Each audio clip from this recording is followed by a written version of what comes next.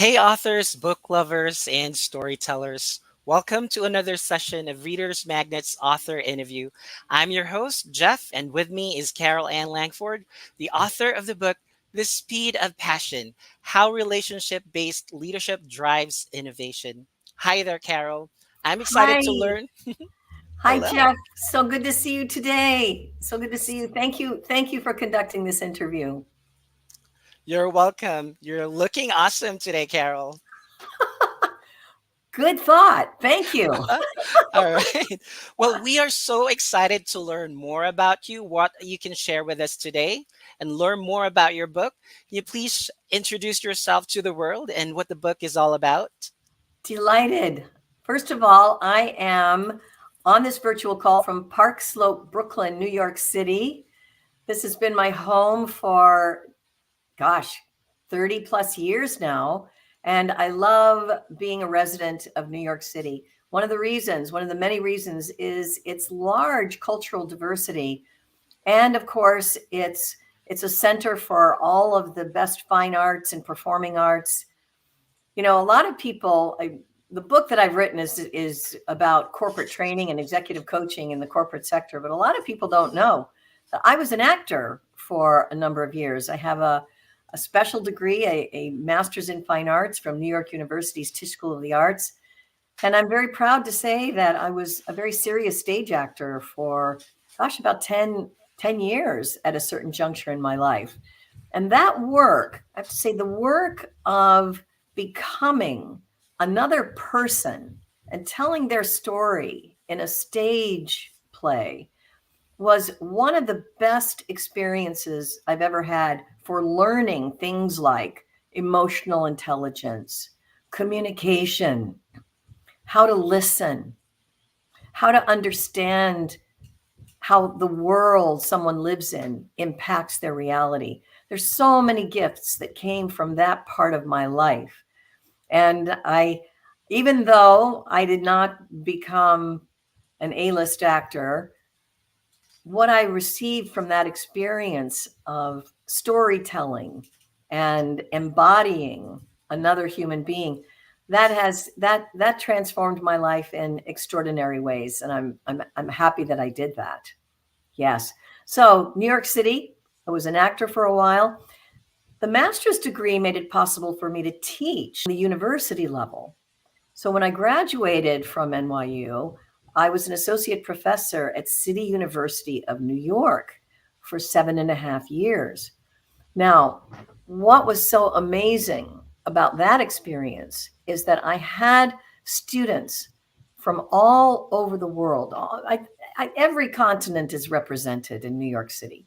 So, with the public university, you have all of these people represented in your classroom. And I was teaching in the humanities department. We were working on communication skills, relationship building skills. Well, what I decided to do is invite my students to share their life stories. So when we would be like, if I was teaching a public speaking class, I would invite them to choose topics that would help them tell their own story. So sometimes I might say, how about would you be willing to share some of the cultural celebrations that occur for you in your native culture at this time of year, depending on what time of year it was? Or I might invite them to talk about some of their favorite memories of if they were from another country. What are the similarities to life in the United States, and what are the differences? So the wonderful thing about that experience is we learned so much about these various cultural value systems and method ways of being in the world. But additionally, we got to see how much we're also the same as human beings. We all wrestle with longing, right? We all wrestle with delight and celebration. We enjoy that. And we're all going to be met with sorrow and loss at times. So there was a great universality to the experience in teaching those classes with so many people from around the world. And I was so often moved by the beautiful stories that we heard from people. And it was really interesting to me to notice how often people would have an interest or a desire to share some of their stories. And they would bring really remarkable levels of vulnerability in sharing their stories. But the gift was that we all came closer, right? There was a bond. It was like a family bond that occurred in those classes.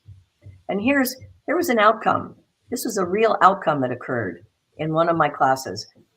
It was the end of the semester, and I would always leave room for people to just share what they learned, uh,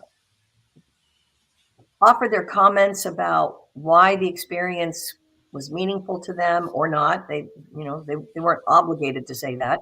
They weren't obligated to say anything. But in this one case, what I would do is I would sit in the back of the class and I would leave the front of the class open for my students to come up. And I'd say anybody's welcome to come up and share whatever you'd like to share or from their desk. But in this case, this this fellow came up. His name was Muhammad. He was from Egypt, and he was a Muslim person. And he came up and he said to the class, "You know, I never ever thought that the day would come when I would say to you what I'm about to say." And we all kind of perked up our ears, like, what's he going to say? And in that moment, he reached down to the front row of the class, and sitting in that front row seat was a young man named David. David happened to be Jewish. And Muhammad took David by the hand. Brought him up. He said, "David, I want you to come up. I want you to stand next to me." And David got up. He stood next to Muhammad. And Muhammad put his arm around David's shoulders. And he said, "I never thought, when I started this class, I never thought that there would be a day when I would be able to say, this Jewish man is my brother." But that is what has happened in this class. Over the course of this class, I realized this Jewish man is my brother, and he will always be my brother, and I will always love him as my brother. That is what we have had happen in this class as a result of our storytelling and conversations. And it was quite moving for all of us. And David was moved too. But that's what I mean when I say, when we get into the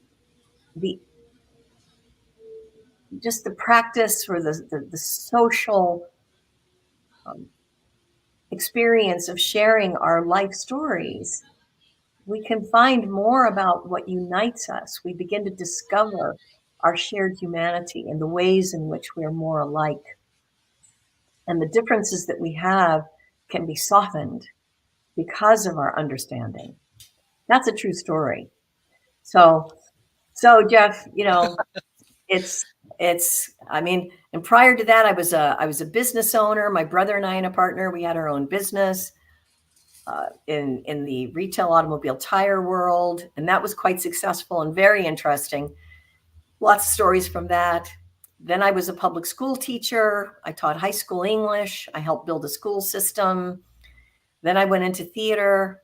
I had my master's degree from NYU. I taught on the university level. And then I was recruited for this work in the corporate training world. So that's what brought me into the corporations after those years. So I gave you the highlight of the university teaching and the acting today. What do you think? Oh, well, I envy you, first of all. And like I had the emotion on my face when you were sharing the story. It was deeply moving. There was a separation because of the differences they had. Yeah. But at the end, he called the other guy his brother. Yes. Wow. I'm so interested on how we can use that experience when we're coaching because you and I are in the corporate world. So the mechanics and the system of how do you overcome the cultural differences and individual differences when coaching someone? How do we translate your store experience to a leader to Yeah. overcome those differences? Yeah. Well, here's what I'm going to say. Number one, I think it's really helpful if we can be as fully knowledgeable as possible about the different cultures of the people that we're working with. And this is where, often in the corporate settings, we often know who we're going to be meeting with, or we at least know what are the demographics of the organizations that we're connected to. And I'm a very strong advocate of learning as much as possible about the cultural traditions of the people who are our coworkers. That includes the value systems of those cultures. It may include what is considered sacred to them and what's considered not sacred, and what's considered offensive. So the better we know the the cultures of the people that we're working with, I think we can, it just, again, softens any kind of prejudice that may be coming up. Understanding where people are coming from is very, very helpful. It's a really wonderful source of transformation. So that's one thing. Now, if you don't have time to learn about all the different cultures of the people that you're working with, I would say another value, and my book talks a lot about values-based leadership, but another value or a human attribute that I think is helpful is actually a couple here that are coming to mind. One is, let's bring a sense of humility and curiosity. Humility, curiosity, and I would say just an appreciation, for people. So, and even when people may have questions, I would say, let's bring appreciation for those questions. If somebody has questions, that means they're engaged. So humility, appreciation, respect. And if we're having a meeting where things are challenging, let's bring compassion for the discomfort that can be present. So many companies work, the people in these corporations work so hard. So the more respect, appreciation, and compassion we can have for how hard they're working, I think that goes a long way in building bridges of relationships. So that's where I would start. Know the audience, know the cultures as best you can. If you don't know them, then at the very minimum, let's bring a humility, a respect, an appreciation. And if it's a hard situation, more compassion and patience, generosity of spirit. Within that, though, we also have to have our standards, right? This is not to say that we're soft on the standards. No, we have good standards, but within that, we're kind. How does that sound to you, Jeff?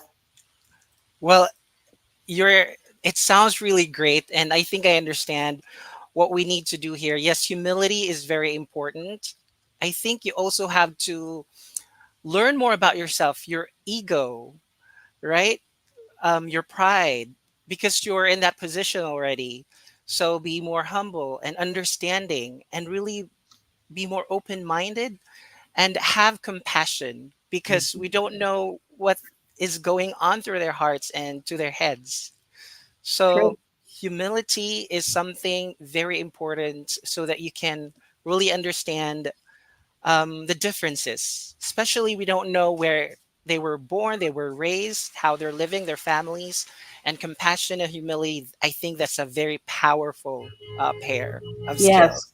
Yes. Now let me just follow this up for a second, because some people listening, they might be rolling their eyes a little bit right now and just going, oh, God, yeah, I know. Yeah. We're just supposed to be nice to each other, right? Which is just Mhm. lovely when we can be nice to each other. But let me add a little bit of science here. I'm just going to touch on this very, very lightly. But there's a science-based reason why we're smart to be kind and respectful and appreciative of other people. Here's why. What are we if we're not kind, respectful, and appreciative? What if we're aggressive? What if we're judgmental? What if people are outright mean? What does that do to the quality of the connection with another person? Well, I'll tell you, for most of us, if we're in the presence of someone who's aggressive, mean-spirited, judgmental, contemptuous, uh, in any way inappropriate for professional purposes, here's what happens in the body is we get an experience that we're not entirely safe. So within that, when we're not feeling, number one, if we're not feeling safe, and number two, if we're feeling criticized or marginalized, then we run the risk of the stress hormones going through the body. The heart starts to beat up, we start to sweat a little bit, we get sick to our stomach. Those are all the indicators that there are stress hormones shooting through the body. So what happens when the stress hormones are flooding the body? Well, a risk that you can come up against is that the prefrontal cortex, the part of the brain that's responsible for creativity, when that part of the brain is flooded by fear, anxiety, that nausea, it does not work as effectively. It tends to shut down because the body is saying to the brain, we're not safe. And if we're not safe, what is the body wired to do? We are evolutionarily wired when we're not safe to do one of three things. You probably know what these are. We're either going to run, we're either going to hide, or we're going to fight. So, and when we talk about organizations, most people are not going to, get up and throw a chair. We don't want that. But Yeah. there are ways that people can run away, and there are ways that people can hide. And that's when it impacts the performance of people. We don't get the same kind of productivity. So anybody who's a little bit suspicious about my message that we want to be respectful and appreciative and bring goodwill, when we do that, when we reassure people that they're respected and they're safe, well, we have more of the dopamine, more of the oxytocin. And those are the chemicals that indicate we're safe, we're welcome, we're respected, we're appreciated. And in that case, that magic prefrontal cortex, which separates us from all the animals, right? Our ability to create, to communicate comes from up here. This is what distinguishes us. Well, when we have the oxytocin and the dopamine flooding this prefrontal cortex, that's when so much more freedom opens up, more creativity. Now, these are general principles. There are exceptions to all of them, but see, this is why I say, look, it's in your best interest. It's in your best interest to create that safety. And so many of our organizations are acknowledging this, right? Which is why we have our diversity and inclusion programs. And, I really do think that the human species is evolving on this front in a good way. Yes, I can feel that. I can totally relate to what you're talking about. It's a topic about emotional intelligence, triggering the fight or flight response. Yeah, I think as a leader, it's a basic thing that you learn more about emotional intelligence, and then you have the humility and compassion. It comes along, and then I think you'll be a great leader. So emotional intelligence, leveling up your self-awareness, it starts from there. And thank you for sharing that, the science behind that, because not all people will believe just by saying be humble, have humility or yeah, compassion. There should right. be science behind that. And thank you for pointing that out today, Carol. You betcha. Yeah, it's not just sentimental. It's not sentimentality. No, it's science based. Yes, I agree. Well, Carol, thank you for sharing your book and your expertise to the world, Carol. This Sure. is such yeah, this is such a wonderful gift to all of us, to all of the leaders out there. And to those who are interested to make a connection with you, can you please tell us on how to reach you and how to connect with you? You betcha. Langfordleadership.com. And that's Langford leadership.com. That's my website, and you can leave a note there. Also, here's my book. We'll show it to you. This is available on Amazon. So it's called The Speed of Passion: How Relationship Based Leadership Drives Innovation. And in this book is where we go over a lot around communication skills, around intention setting, around the neuroscience, emotional intelligence, all kinds of wonderful, helpful mechanisms, which I'm hopeful are going to be helpful to you, Jeff, as you're teaching your teams at Reader's Magnet. But yes, it's available on Amazon, and it's a fun read. Lots of storytelling in it. A lot of people have said that to me. Oh, I agree with that. It's a gift to the world, and you are a gift to the world, Carol. And thank you again for sharing your story and insights. That concludes our interview. And as we say it here in Reader's Magnet, we share your story with the world. Thank you. Bye, Thank you, Carol. Jeff. I appreciate being with you today. Take I care. appreciate that. Thanks, Take everybody care. watching.